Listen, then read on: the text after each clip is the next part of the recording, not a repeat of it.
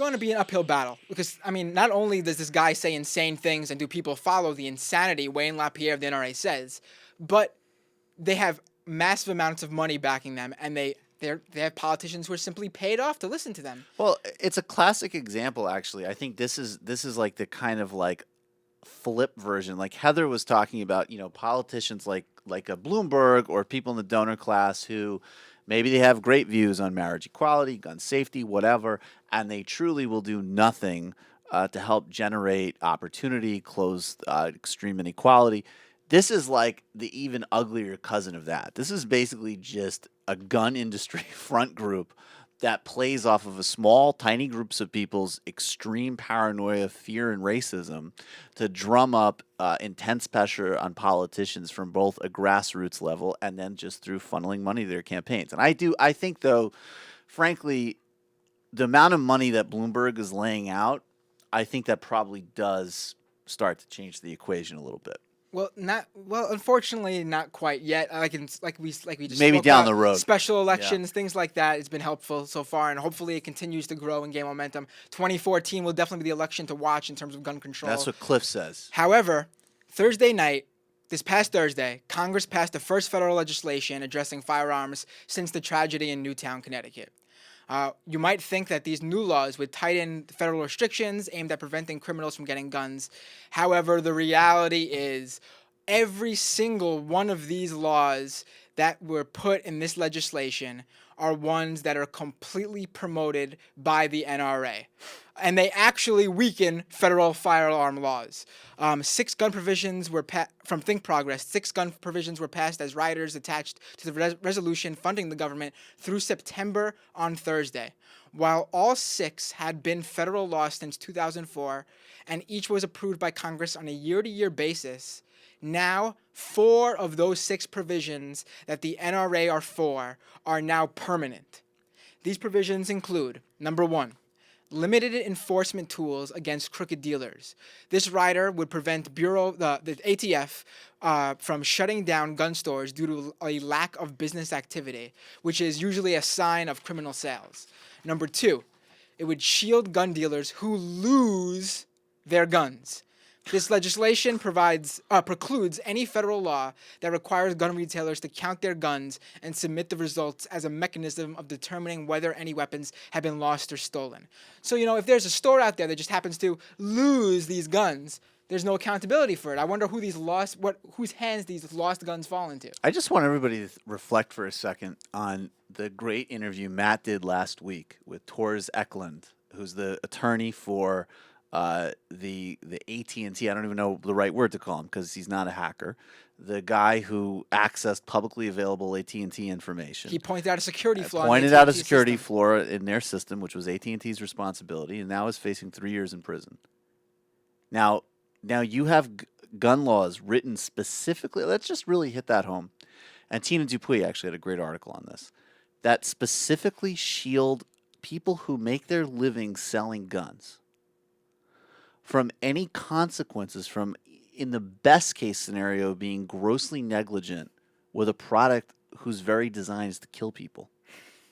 And that's still what's passing in Congress a couple of months after Newtown, and not even just a couple of months. And this is permanent now. And it's permanent. It's a permanent extension. And not just Newtown. You're talking about, just deaths across America every day. I think Huffington Post was leading this weekend with a story. They've been counting how many gun deaths since Newtown, and I think the number now is up to something like high 2000s, like 2,900 or something like that. Just incredible.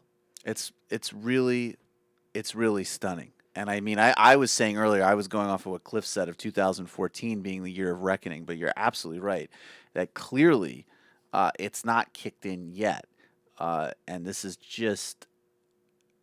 It's stunning in and of itself, and then it's stunning to contrast with the type of punitive measures and really disturbing pieces of legislation that you have targeting people, I think, specifically around technology issues.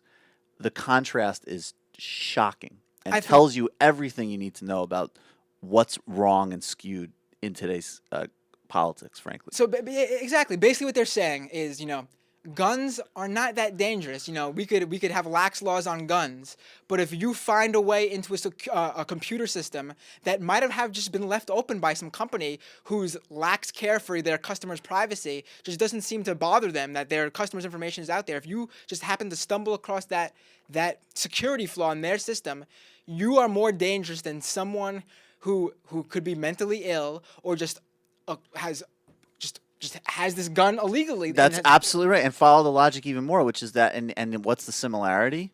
In both cases, the company is totally unaccountable.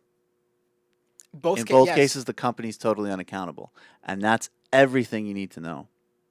So it's unbelievable. Another thing to look at here, too, to keep in mind is that as these laws are passing, I'll get to the other two in a second, as these laws are passing, which the NRA are for, they're continuing to push the narrative that your rights, your Second Amendment rights, are being stepped on and destroyed, and they're trying to rally you up. Why? So you send them more money.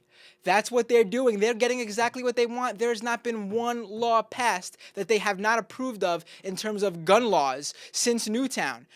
It's just incredible. And you, the Second Amendment freedom-loving fighters who are going to donate your money to the NRA, who you say are the only organization out there who care about your civil rights, they're doing it to take your money. That's what it's for. Let's get to these other two.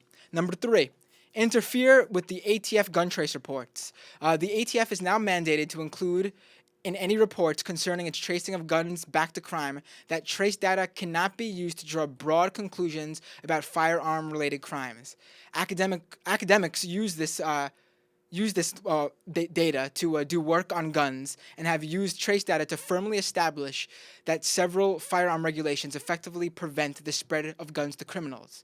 Number 4, expand the class of protected guns. According to Roll Call, the 4th permanent law would place a broad definition of antique guns and ammunition that may be imported into the United States.